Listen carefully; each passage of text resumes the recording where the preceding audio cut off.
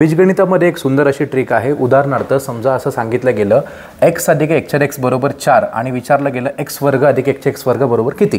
तर काय करायचं, ही जी दिलेली संख्या आहे त्या संख्येचा करायचा वर्ग 4 चा वर्ग आणि इथं जर प्रश्नात प्लस असेल तर इथे मायनस टाकायचा आणि 2 मायनस करून टाकायचा आणि मग आन्सर काय मिळतं 4 चा वर्ग इथं 16, त्यातून जर 2 गेलं तिथे आला 14।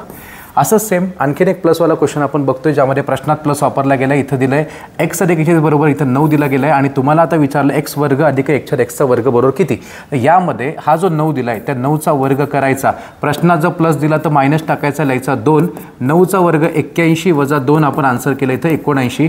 आता हे 2 का मायनस केलं, कशामुळे केलं, यासाठी जर तुम्हाला जास्त अजून डीप अभ्यास करायचा असेल तर आपल्या लेक्चरमध्ये मी सगळ्या गोष्टी डिटेलमध्ये सांगितल्यात, पण तुम्ही ट्रिकवरती जास्त फोकस कराल।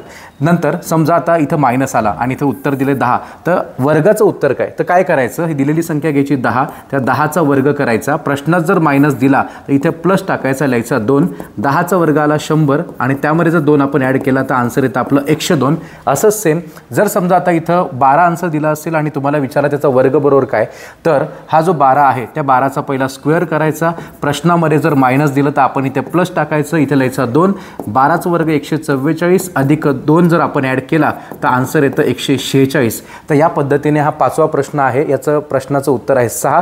तर वर्गाचा आन्सर काय हे तुम्ही लोक कमेंट करून सांगा। थँक्यू।